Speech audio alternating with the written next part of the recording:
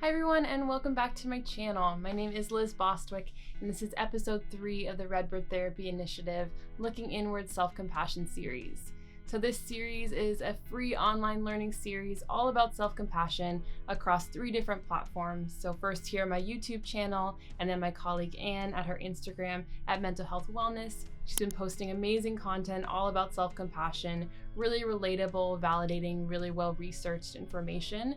She'll be posting until February 13th about self-compassion. And then we have our virtual workshop coming in the spring. So that'll be myself and Anne and our supervisor answering your questions about self-compassion, doing some self-compassion practices and exercises. So please follow the link in the description below to register for that upcoming workshop and stay updated. And I want to give a quick shout out to jack.org, which is a really amazing organization that focuses on advocacy and supports mental health supports for youth and youth communities. So they're not a service provider, but they have really great programming and resources for youth in relation to mental health and advocacy for mental health.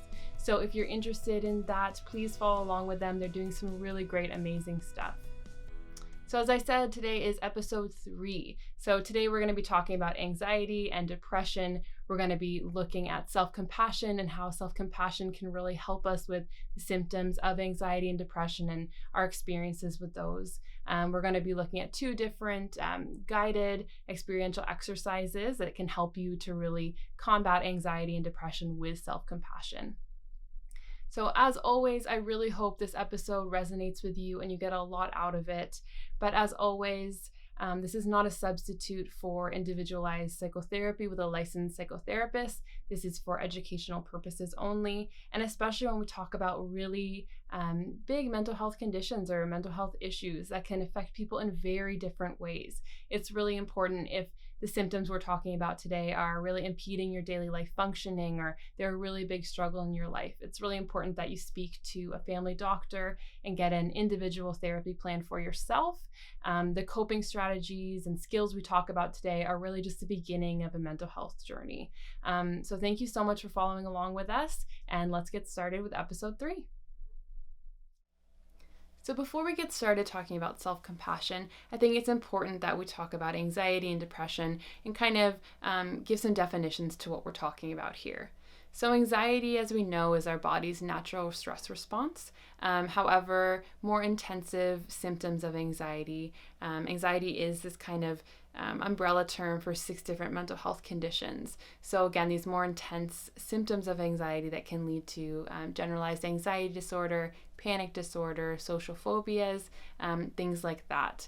And these symptoms include increased rumination, catastrophizing, feelings of fear and worry, as well as those physical symptoms like sweating and heart palpitations and dizziness or fogginess. So when we have those more intense symptoms, that's the time that's really important to speak to a mental health provider, speak to a family doctor, and get some extra support for yourself. And then we look at depression. So depression are these feelings of hopelessness and helplessness, this lack of motivation, lack of enjoyment of the things that used to bring us joy in our lives. So these can be really debilitating symptoms, and they can be severe, they can be moderate. Depression can be episodal, it can be situational and arise after a negative life event. In all of these situations, depression can be really debilitating, and it's really important to speak to a mental health provider when you're experiencing those symptoms. So why are we talking about depression and anxiety, which have pretty different symptomology? Why are we talking about them in the same episode? Because although they are very separate, they are actually pretty connected in the mental health world. So when you experience any of these symptoms of anxiety, there's often some feelings of depression there as well, and vice versa. So another reason why we're talking about them in tandem today in this episode is because self-compassion can really help us target and reduce a factor that's associated with both anxiety and depression, which is self-criticism. So self-criticism is a response style to perceived or imagined failure that's kind of characterized by this negative self-judgment, these feelings of us not being good enough, not being smart enough, not being okay enough. that are really apparent in anxiety and depression and kind of lead to these internalized feelings of actually not feeling good enough, and then accompanied by this negative self-judgment and negative self-talk that can be really catastrophizing and can really ruminate in our thoughts. So how can self-compassion help us target self-criticism when we're experiencing anxiety and depression? Self-compassion is a direct response to negative self-talk. It's a resilience factor against these perceived or imaginal judgments towards self. As we spoke about last episode, there's this myth that self-compassion is not a good motivator, and that people believe that self-criticism is actually the effective motivator and it pushes us towards our goals. Especially when we're talking about mental health difficulties, this is really still in our society, this idea that, pushing someone to just get better is the way they'll get better, telling people to suck it up or just to get to work even if you're having a bad mental health day. However, we know now that being really not compassionate towards ourselves and not compassionate towards others does not help us on our mental health journeys. We instead need to kind of focus on this self-compassion that supports us through growth and supports us through healing instead of forcing us. So being kind to ourselves is actually this kind of countercultural resilience strategy. It helps us to be understanding of our own struggles. It helps us to see the common humanity in our struggles. And then again, it helps us to observe our struggles, observe our negative thoughts, and still have compassion and not fuse to those negative thoughts. So how does self-compassion directly target depressive symptoms?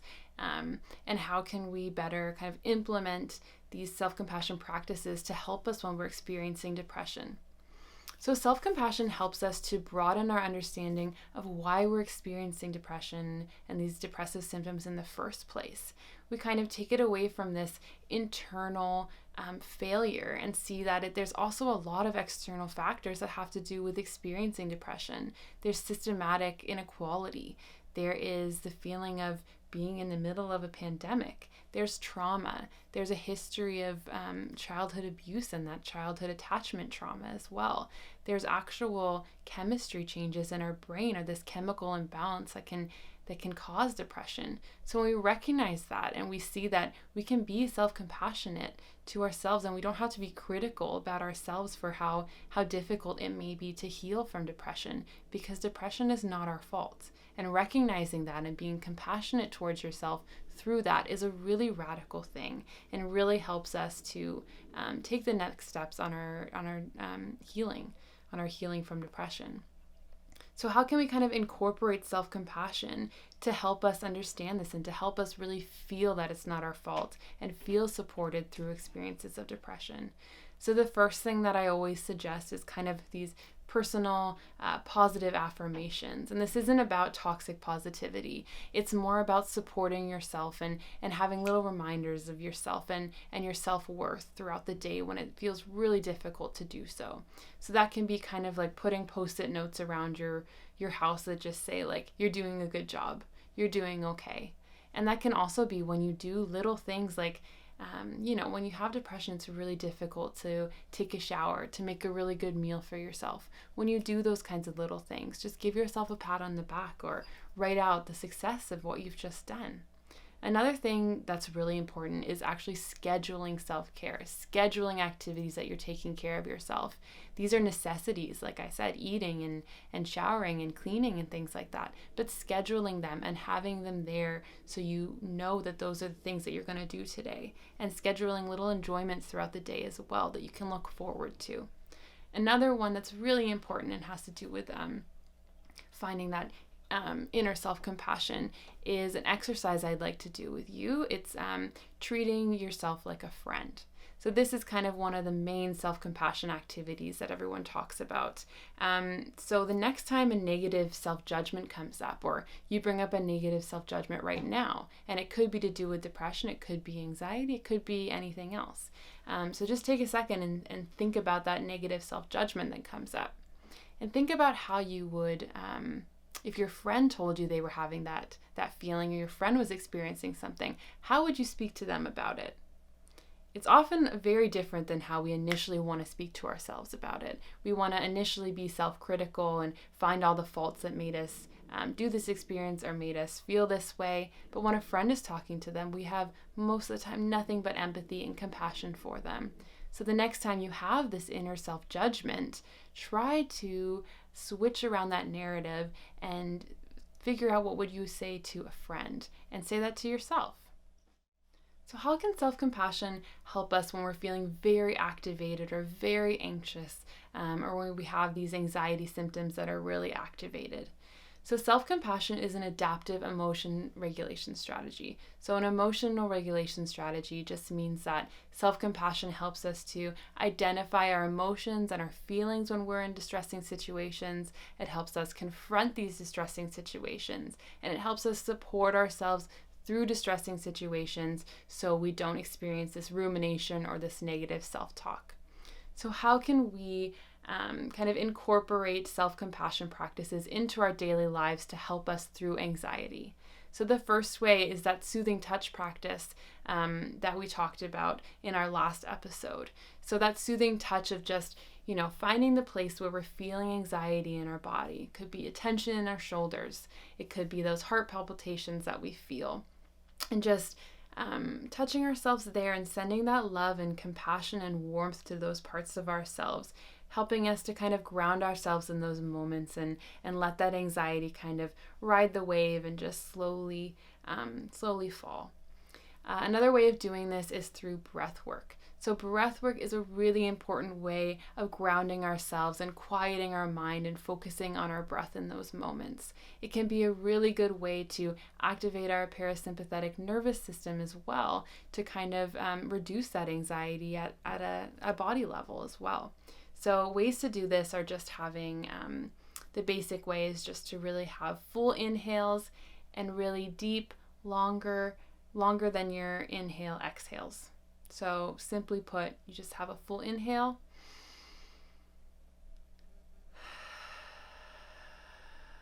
and a really long exhale. And we just do that about 5 times, and it can really help to ground ourselves and to activate that calmness as well. So now I'm going to introduce and guide us through our experiential activity today. It is called Finding Your Compassionate Voice.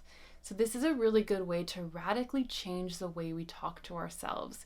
Walk away from that self-critical, inner critic self-talk and kind of move towards this compassionate voice. So before we start, it's really helpful if we kind of bring to mind a behavior that we want to change. It could have to do with mental health difficulty. It could have to do with just a daily life challenge. So for example, it could be, I want to stop procrastinating. I want to stop sleeping in so late. I found that sleeping in too late kind of exacerbates my depressive symptoms, so I kind of want to work on that. So the first step here is just to bring to mind this behavior.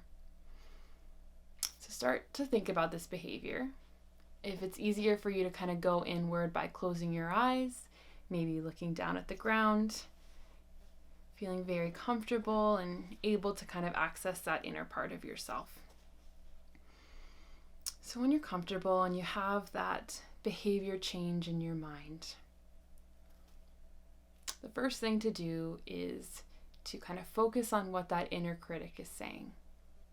So if your inner critic has anything to say about why you want to change this behavior or how you're going to go about changing this behavior, just kind of listen and see what criticisms and judgment come up from the inner critic.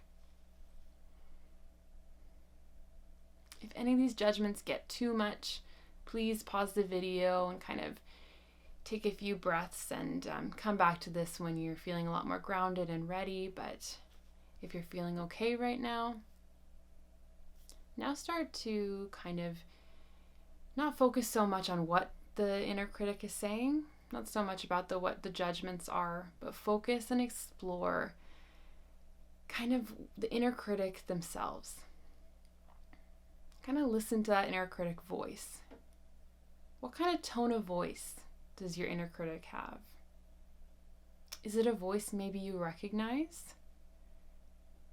Are there any images that come up when you picture your inner critic? any extra feelings. Maybe there's a color, maybe there's any images that come up, or pictures of what you think that inner critic may look like. Now take it a step further and name that inner critic. Your inner critic may still be talking to you and telling you these judgments. Just focus on what you can kind of explore and describe about that inner critic. Give it a name if you can.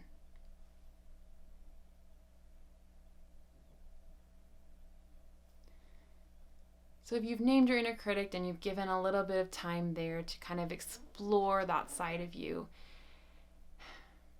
now let's kind of make space for the different side of you, that compassionate voice. This voice is very wise, it's deep, and it's very natural to us. It may be kind of waiting to be invited to this conversation. So bring to mind that behavior that you want to change again. Maybe it's not procrastinating or getting out of bed. Start to think of that behavior again. And now let your inner compassionate voice have a say. Listen to what your compassionate voice may be saying to you. If it's being a little quiet, maybe it's saying things like, you can do this. I will support you through this. I want you to change this behavior because I love you, and I will support you through it. Now explore how this compassionate voice talks to you. What is the tone of voice? What images or colors come up for you when you hear that voice?